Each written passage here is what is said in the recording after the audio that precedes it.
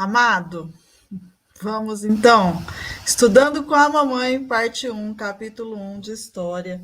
E nós vamos usar aqui um mapa mental para que facilite aqui o seu jeito de aprender. Lembra sempre, querido, que o seu jeito de aprender é único, só você aprende desse jeito. Então, nós estamos construindo juntos aqui o seu jeitinho de aprender, e assim que você perceber isso aí na sua vida, perceber que existe uma maneira de você lidar com as informações, com os conteúdos, sabe o que vai acontecer? Cada vez vai ser mais gostoso estudar. Então, estamos juntos nessa jornada aqui de aprendizagem, disciplina de história, bora lá. Vou compartilhar a minha tela. Vamos colocar ela aqui. E nós estamos estudando história. Então, que tal estudar história? Investigar o passado é uma viagem a um tempo que não volta mais. Então, a história existe também para nós, pessoas, não só para o mundo, para as coisas grandes, para estudar o muito antigamente, que, como você diz, você não estava lá, não é? Então, é isso mesmo. Mas na sua história você esteve. E olha como é importante saber a sua história. Onde você nasceu, experiências que você já viveu. Vamos lembrar de duas aqui bem rapidinho? Ó, quando você pulou da varanda e o dia que você perdeu o seu óculos numa praia, lembra? Eu perdi o meu, você perdeu o seu e o seu, a Bruna conseguiu recuperar seu óculos de natação de mergulho. Isso são fatos históricos que aconteceram com data e local, né? Então a gente consegue lembrar dessas coisas. E a disciplina de história, então, pode fazer parte da sua vida, tá? Não é uma coisa chata, pelo contrário. É só a gente ter um olhar que facilite o nosso entendimento. E é isso que nós vamos fazer juntos aqui. Então, no conteúdo que nós estamos vendo agora sobre história, nós estamos no capítulo 1 e a gente já entendeu que investigar o passado é uma viagem a um tempo que não volta mais. Né? E aí nós vamos pegar os tópicos desse conteúdo que foram sendo trazidos aqui para nós. Veja, para conhecendo o passado, nós vamos entender o presente. Por que certas coisas acontecem agora? Né? O que leva certas coisas a acontecerem? Quando a gente olha para trás, percebe lá atrás coisas que já aconteceram que impactam hoje. Por exemplo, ó, vamos fazer uma ligação com a sua história. Você um dia pulou da varanda e você era pequeno. Hoje, muitos anos depois, você já não faz mais isso. Então, por que você não pula mais da varanda? Por que o João não pula mais da varanda? Porque a experiência de pular da varanda não foi boa, não é assim? Não te agregou coisas boas, então a gente já não faz mais aquilo. E quando nós olhamos para esse aspecto de conhecer o passado para entender o presente, nós vamos perceber que o meio, né, a nossa cultura, que ela está relacionada àquilo que os nossos antepassados fizeram, ao que viveram e às decisões que tomaram. Trazendo para o tempo presente, para você, para a sua experiência histórica, né, a gente não olha para os seus antepassados na relação do pular da varanda, mas a gente olha para o momento que você fez isso. E para entender mais para trás ainda, aí já em questão de conteúdos, aí nós temos que olhar não só o que as pessoas fazem hoje ou fizeram há 10 anos, 5 anos atrás, mas muito lá atrás. Por isso, nós estamos falando de antepassados. Quem são os nossos antepassados? Então, vamos começar aqui, ó. Vamos pegar avô, avó, bisavô, bisavó, trisavô, trisavó, todos esses familiares que foram ficando aí para trás, que fazem parte da nossa história. Por isso, hoje estamos aqui. Mas também não apenas parte da nossa história enquanto pessoas, mas do momento que vivemos. E conhecer o passado, então, vai nos ajudar nisso, porque vamos pegar aqui o exemplo da mandioca, a mandioca como herança alimentar dos indígenas. Lá, quando o Brasil, né, foi descoberto, vamos dizer assim, né, já existiam os índios aqui. E os índios se alimentavam muito da mandioca, faziam farinha de mandioca, faziam o beiju, a tapioca e outras coisas.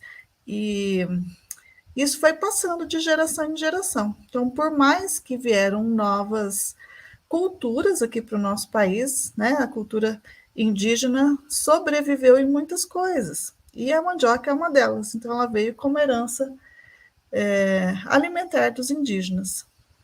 E por que é importante a gente saber disso? Para entender, né, o momento que a gente vive. Por que as coisas aconteceram dessa maneira?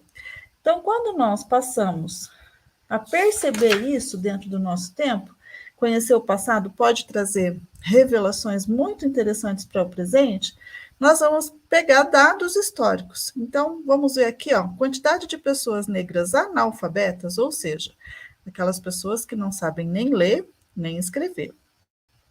É o dobro da quantidade de pessoas brancas. E aí nós vamos nos perguntar por que isso acontece, né? Qual é a explicação para isso acontecer? E aí é que entra a história. Então nós vamos fazer uma busca histórica, né? Buscar a cultura que está relacionada com os antepassados. Vamos entender? Veja, o Brasil viveu a escravidão até 1888.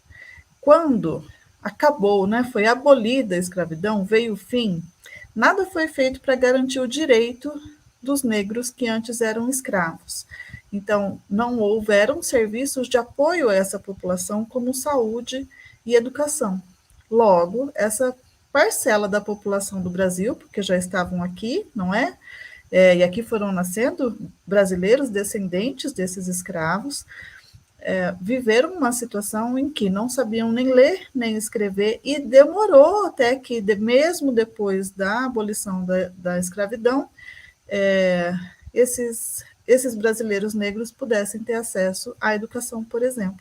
Então, isso impactou as famílias durante muitas gerações, e até hoje a gente tem um impacto. Veja, nós vamos daqui a pouco, mais de 100 anos, cento e muitos anos já, depois você faz a conta, amado, né, de 2023 para 1888, quantos anos nós temos aí, e ainda existem impactos na população negra analfabeta, que é o dobro da quantidade da população branca analfabeta que nós temos no país. E a gente só consegue descobrir isso olhando para o passado, né? Não tem como a gente perceber sem buscar essa referência.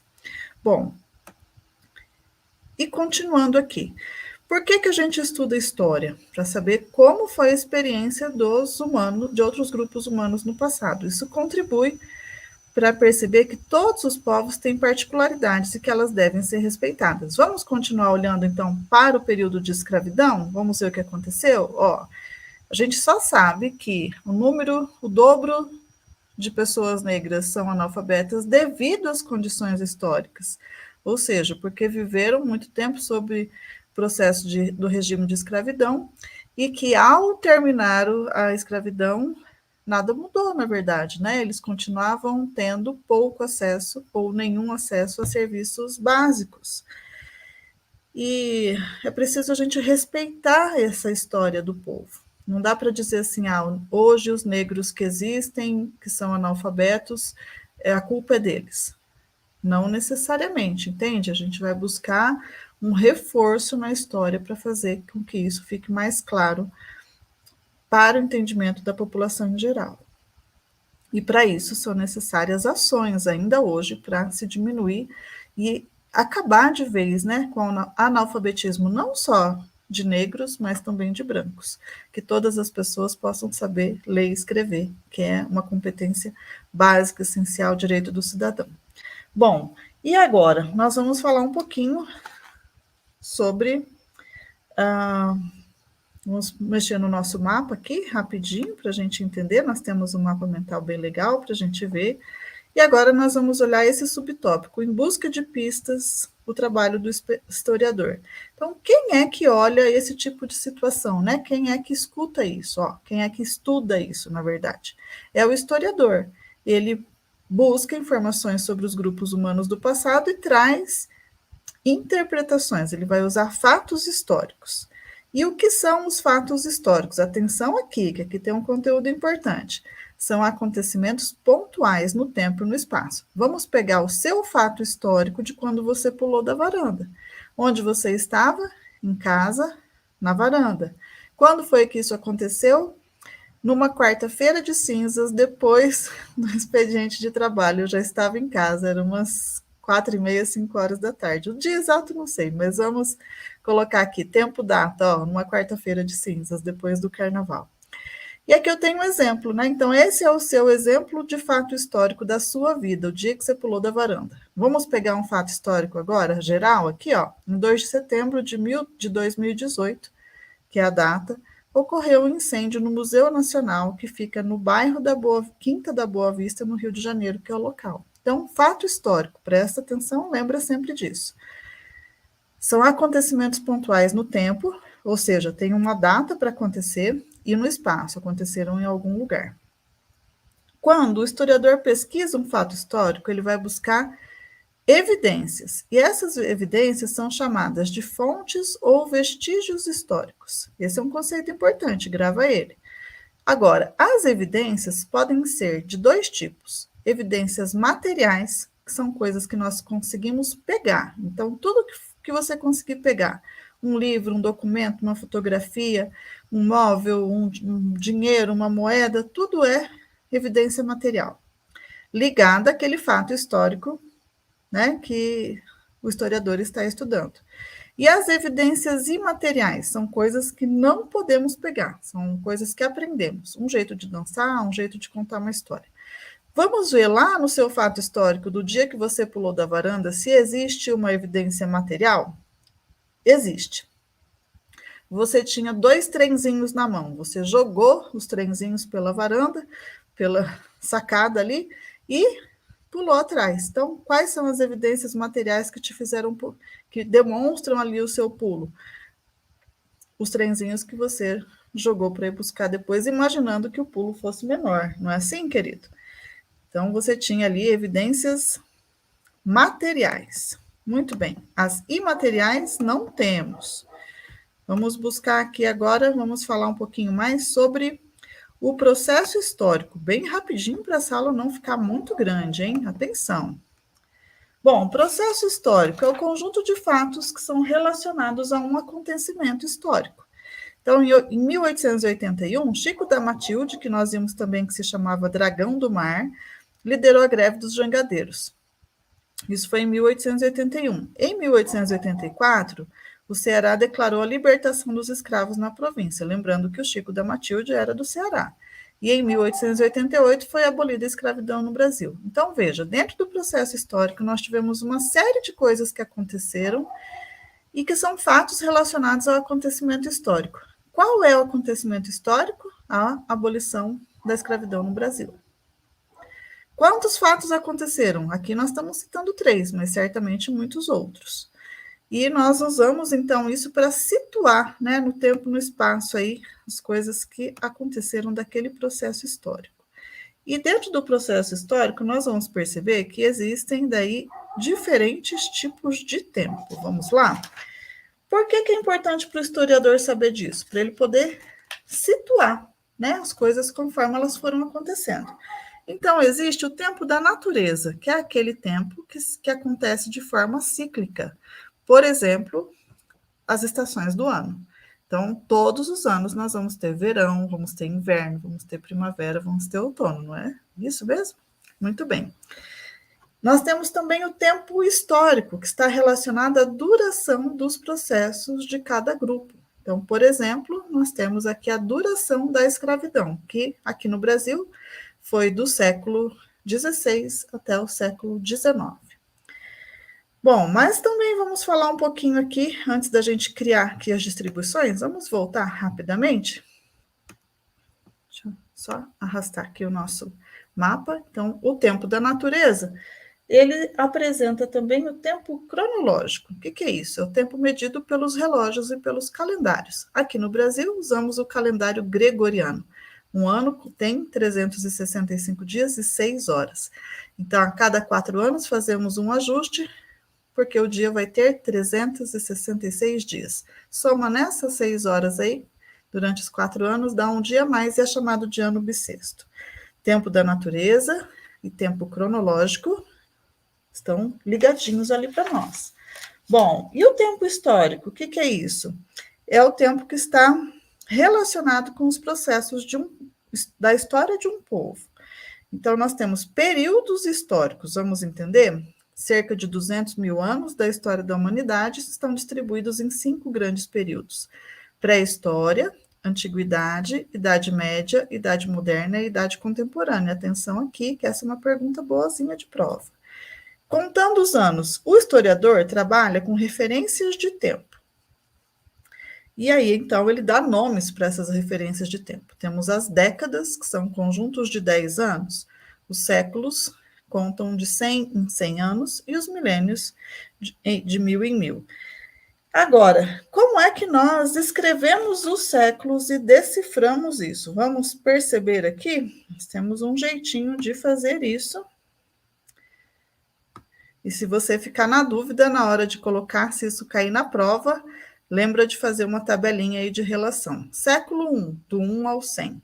Sempre é do 1 até a centena completa, tá? Então, século 2, 101 até o ano 200.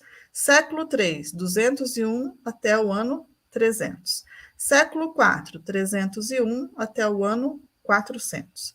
Então, sempre vai começar do 1, né? Da centena mais o número 1 ali, e vai até fechar a próxima centena. E aí vai ser o número do século correspondente a essa centena fechada. Então, ó, século 1 fecha na centena 100. Século 2, no 200. Século 3, no 300. E assim por diante, para facilitar aí o seu entendimento desse conjunto.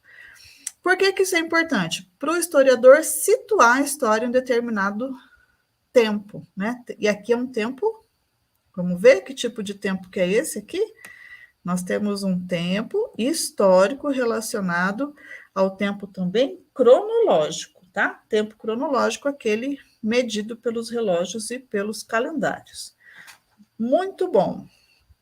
Terminando, então, um pouquinho. O historiador ele sempre vai pesquisar, interpretar as continuidades e rupturas da sociedade. O que é isso? Continuidade indica processos sociais que duram por longos períodos de tempo. Então, a escravidão é um exemplo. Durou do século XVI até o século XIX. E a ruptura histórica se refere ao processo que muda o modo como as sociedades estão organizadas. Então, temos a continuidade da escravidão do século XVI até o século XIX e a ruptura da escravidão, né, a abolição da escravidão no século XIX, que mudou a maneira como as sociedades eram organizadas aqui no Brasil. Houveram outros países que também lidaram com a escravidão e que tiveram períodos semelhantes aos nossos aqui. Cada povo com a sua história, com a sua realidade. E esse, então, vamos só passar rapidinho aqui, ó, pelo nosso conteúdo do capítulo 1, fazendo aqui. Vou fechar os links para que a gente possa visualizar isso de uma maneira mais rapidinha e você ter mais facilidade ainda de localizar as informações. Muito bem. Fechando o nosso conteúdo, olha que legal. Então, passamos sobre o tópico, que tal estudar história, conhecendo o passado para entender o presente, em busca de pistas, entendendo o trabalho do historiador. Aqui falamos sobre quem é o historiador e quais são os fatos históricos, né? O que são, como é que a gente entende esses fatos. Falamos sobre o processo histórico, coisas que acontecem, são um conjunto de fatos relacionados a um acontecimento histórico. Então, um processo histórico ele não é feito apenas de uma coisa que aconteceu, mas de uma série delas. Também vimos aqui os diferentes tipos de tempo, tempo da natureza, tempo histórico, períodos históricos, enfim. Aprendeu a decifrar os séculos e entendeu que o historiador precisa sempre se situar em tempo, local e espaço. E eu espero que você tenha feito um bom entendimento deste primeiro conteúdo. Em seguida, responder as questõezinhas para ficar bem estudado e ser bem bacana aí na hora que você for avaliar, mas mais do que isso, para você levar esse aprendizado, levar esse conhecimento aí para sempre, né? Cada vez que alguém falar assim, fato histórico, você sabe o que é. Cada vez que alguém disser assim, o historiador precisa se situar em relação ao tempo, você já vai estar ligado na fita que é ou em décadas, ou em séculos, ou em milênios e tudo mais. Aprender é bom demais. E não pode ser assim, aprender só para fazer a prova. Tem que aprender para saber aquilo, para aquilo passar a fazer parte aí das coisas que você conhece. Bom, beijo, filho, no seu coração, para todo mundo que for assistir também. Capítulo 1 de História, que nós estudamos aqui sobre fatos históricos, tempo histórico, tipos de tempo. Estamos começando a entender por que estudar a tal da história. Até o próximo capítulo. Te vejo já.